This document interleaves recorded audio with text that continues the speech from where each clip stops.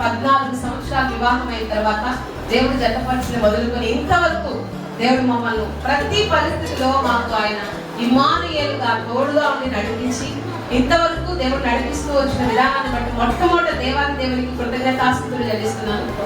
అంతేకాదు మా నిమిత్తమై ప్రార్థించిన సంఘానికి కూడా ప్రత్యేక వందనాలు తెలియజేస్తున్నాను. ఒక 10 నిమిషాలు నా వ్యక్తిగతంగా కొన్ని మాటలు నేను పంచుకోవాలని ఆశపడుతున్నాను. 1984 సంవత్సరం మార్చి నెల 7వ తారీఖున నేను జన్మించడం జరిగింది. నాకు ఒక అక్క ఒక తమ్ముడు ఉన్నారు. నేను చిన్నతనంలో ఉన్నప్పుడే మా తండ్రి గారికి అనారోగ్యంగా ఉన్నందువల్ల దేవుడు ఆశ్చర్యకరమైన రీతిలో హాస్పిటల్లో, మెడ్రాస్ అడియార్ హాస్పిటల్లో ఒక నర్సు గారి సువార్తని మా కుటుంబం ప్రభు జరిగే భాగ్యాన్ని దేవుడు దయచేసినాడు. యెహోవా తనకు దేవుడుగా గల జనులు ధన్యులు. అలాంటి ధన్యతలోనికి మమ్మల్ని నడిపిస్తూ వచ్చాడు. అప్పటికి నాకు ఏసై తెలియదు.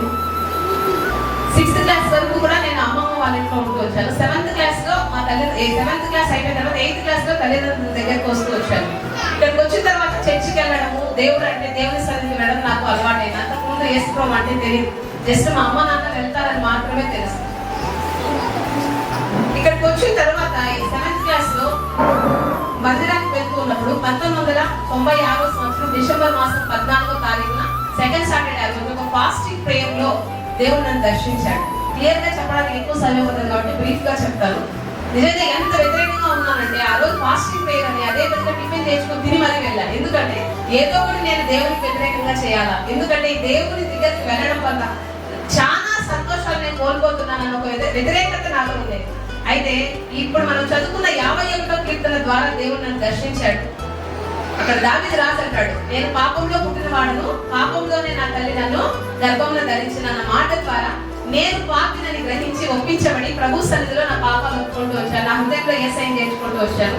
1997 సంవత్సరం ఆగస్టు 15న బ్యాప్టిజంలో సాక్షి వేయడానికి ప్రభు నాకు సహాయం చేస్తూ వచ్చాడు. అలా రక్షింపబడి బ్యాప్టిజం తీసుకున్నాను. 1999 10th క్లాస్ ఒక స్త్రీల గుడికలో ఒక ఆంటీ తన సాక్ష్యాన్ని పంచుకుంటున్నారు అనమాట. అప్పుడు ఒక మాట చెప్తూ వచ్చారు, నేను 10th క్లాస్ నుంచి ప్రార్థన చేసుకుంటూ ఉన్న నా వివాహం కోసం దేవుడు నా వివాహం చక్కగా జరిగించాడు. ఈ రోజుకి వరకు కూడా దేవుడితో నాకు కృప చొప్పున నన్ను నడిపిస్తారు. ఇక్కడ చిన్నపిల్లలైనా మీరు కూడా ఇప్పటి నుంచి ఏం చేయాలా, మ్యారేజ్ కోసం ప్రార్థన చేసుకోవాలా అని చెప్పినారు. అప్పుడు నాకు నవ్వు వచ్చింది అనమాట. జస్ట్ నేను ఇంకా 15 years కదా, ఈమె ఇప్పటి నుంచి ప్రార్థన చేసుకోవాలి మ్యారేజ్ కోసం అంటుంది అన్నప్పుడు దేవుడు నాతో మాట్లాడమాట, దేవుని వాక్యం మీ దగ్గరకు వచ్చినప్పుడు దాన్ని ఏం చేయాలా, సంతోషంగా స్వీకరించాను. ప్రభా నన్ను క్షమించి ఇలా అనుకున్నందుకని వెంటనే మోకరించి నేను ప్రార్థన చేసుకుంటూ వచ్చాను. ప్రభా నీ చిత్తం అయితే నేను కూడా ప్రార్థన చేస్తాను. ఈ రోజు నుంచి నా వివాహము నీ చిత్తంలో ఉన్నటువంటి వ్యక్తితో జరగాలి, నువ్వు నా కోసం నిర్ణయించిన వ్యక్తితో జరగాలి. నీ చిత్తం కాకుండా నా చిత్తం ఎక్కడ కూడా జరగకూడదు ప్రభా, నాకు సాయం చేయాలి ప్రార్థన చేసుకుంటూ వచ్చాను. అప్పుడు 10th క్లాస్ నుంచి ప్రారంభిస్తూ వచ్చాను ప్రార్థన. అప్పుడప్పుడు ప్రతిరోజు ప్రభు సన్నిధిలో నేను ఒకటే ప్రార్థిస్తూ వచ్చాను, ప్రభా నేను ఏ కండిషన్ పెట్టుకోను, అది క్యాస్ట్ గానీ కలర్ గానీ లేకుంటే ప్రాపర్టీ ఇవన్నీ నాకు అవసరం లేదు, కానీ నిన్ను ఎరిగిన బిడ్డ, నీ యందు భయభక్తులు కలిగిన బిడ్డ, నీ చిత్తంలో ఉన్న బిడ్డతో నాకు వివాహం జరిగితే చాలయ్యా అని ప్రార్థన చేస్తూ వచ్చాను. అలా 10th అయిపోయింది, ఇంటర్ అయిపోయింది, డిగ్రీ 2004కి నా డిగ్రీ కంప్లీట్ అయిపోయింది. తర్వాత 2004 to 6 ఎస్వి యూనివర్సిటీ క్యాంపస్ లో నేను పీజీ కంప్లీట్ చేశాను. ఆ తర్వాత బిఈడి సీట్ వచ్చింది ప్రొద్దుటూరులో. ప్రతిదీ కూడా దేవుడు నా జీవితంలో ఆశ్చర్యకరంగా జరిగిస్తూ వచ్చారు. 2008కి నా బిఈడి కూడా అయిపోయింది. నాకు కోరిక ఉండేది, ఇంత చదివాను కదా 2 ఏళ్ళైనా జాబ్ చేయాలి అని. అలా 9, 10 ఆ 2 సంవత్సరాలు కడపలో రవీంద్ర భారతి స్కూల్లో నేను వర్క్ చేస్తూ వచ్చాను. 2011లో నాకు ట్రాన్స్ఫర్ వచ్చింది. ఇక్కడ రవీంద్ర భారతి స్కూల్ కోడూరులో స్టార్ట్ చేశారని ఇక్కడికి నన్ను ట్రాన్స్ఫర్ చేసి పంపిస్తూ వచ్చాను. ఇక్కడికి వచ్చిన తర్వాత 2011 సంవత్సరం జూలై మాసం 3వ తారీఖున పాస్టర్ గారు మా ఇంటికి రావడం జరిగింది పెళ్లి చూపులకి. వచ్చినప్పుడు ఒకటే పాస్టర్ గారు నాతో పంచుకుంటూ వచ్చారు, నాకు సంపూర్ణ సేవ చేయాలా, దేవుని సేవ చేయాలని ఆశ, సేవ పిలుపు నాకు ఉంది, కానీ కొన్ని పరిస్థితుల వల్ల నేను ప్రెసెంట్ అయితే ఒక ఆర్ఎంపీ డాక్టర్గా వర్క్ చేస్తున్నాను. వజ్వారపల్లి ఒక గ్రామంలో నేను సండే వర్షిప్ నడిపిస్తా ఉన్నాను. భవిష్యత్తులో ఒకవేళ నా మ్యారేజ్ జరిగిన తర్వాత దేవుడు నన్ను సంపూర్ణ సేవకు పిలిస్తే అది 5 ఏళ్ళు కావచ్చు, 10 ఏళ్ళు కావచ్చు, 1 year కావచ్చు, ఎప్పుడో నాకైతే తెలియదు. దేవుడు వెంటనే కంప్లీట్ గా నా సేవకు రావాలి అని అంటే మాత్రం నేను సేవ చేస్తాను. దీనికి మీకు అభ్యంతరం లేకపోతే మీరు మీ అంగీకారం తెలపండి అని నాకు తెలియజేయడం జరిగింది. నేను ఒకటే మాట చెప్పాను, ప్రార్థన చేసి నేను ఏ విషయం చెప్తానని చెప్పాను. అలా జూలై 3వ తారీఖు నుంచి ఆగస్టు 3, సెప్టెంబర్ 3 2 నెలలు ప్రభు సన్నిధిలో నేను ప్రార్థన చేస్తూ వచ్చాను. ప్రభువా నీ చిత్తం ఏంటి? ఎన్నో దినాలుగా నీ సన్నిధిలో ప్రార్థిస్తున్నాను. ఇప్పుడు ఈ ప్రపోజల్ నీ చిత్తమా కాదా ప్రభువా నాకు తెలిసే నాయన అని ప్రార్థించినప్పుడు, సూచనలు పెట్టుకున్నప్పుడు దేవుడు నెరవేరుస్తూ వచ్చాడు, వాగ్దానాలు ఇస్తూ వచ్చాడు. అయినా నాకు కాన్ఫిడెంట్ ఒక విధమైన కలవరం ఉంది.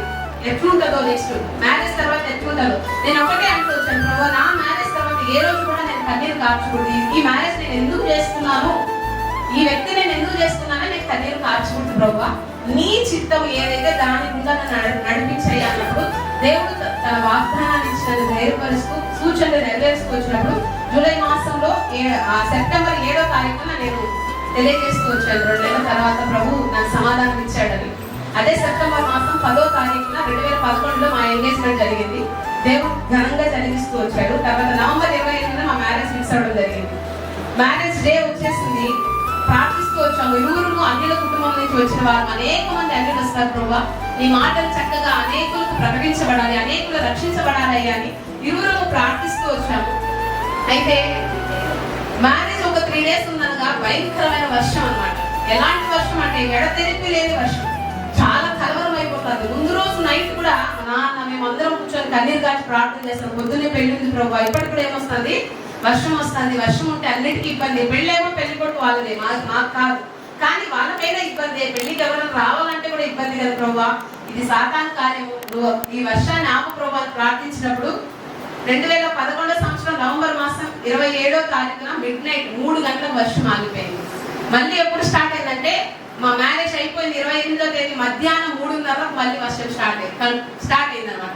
అంటే midnight 3 o'clock నుంచి మరుసటి రోజు మధ్యాహ్నం వరకు నా యేసయ్య ఏం చేసినట్టు తెలుసా, ఆయన తన చేతిని అడ్డుపెట్టినాడని నమ్ముతున్నాను.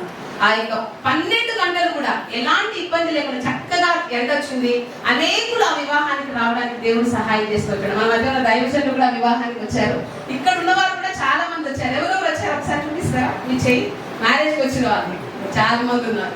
దేవుడు తన నామ మహిమార్థమే వివాహాన్ని జరిగిస్తూ వచ్చారు. అనేకులకు స్వార్థ ప్రకటించబడుతూ వచ్చింది. దైవజనులు వేమనాయకం గారి ద్వారా వివాహంలో మేము జతపరచబడుతూ వచ్చాము. ఈ రోజు కూడా మా కోరిక ఒకటి, మా వివాహానికి ఎవరెవరైతే వచ్చారో ప్రభువా వారందరూ కూడా ఏమవ్వాలి, రక్షించబడాలి నాయన. వాళ్ళ నరకం నుంచి తప్పించబడాలి. ప్రతి మ్యారేజ్ ప్రతి రోజు కూడా మ్యారేజ్ డే వచ్చిందని మేము అదే ప్రార్థన చేస్తాం. ప్రభు మా మ్యారేజ్ వచ్చిన ప్రతి ఒక్కరు ఏమవ్వాలా, యేసయ్య నిజమైన దేవుడని తెలుసుకోవాలి, వారు మారు మనసు పొందాలి, నువ్వు నిజమైన దేవుడని వారు తెలుసుకోవాలయ్యా అని ప్రభు సన్నిధిలో మేము ప్రార్థిస్తూ వస్తున్నాం. ఆ రీతిగానే దేవుడు మా హృదయ వాంఛ తీర్చును గాక.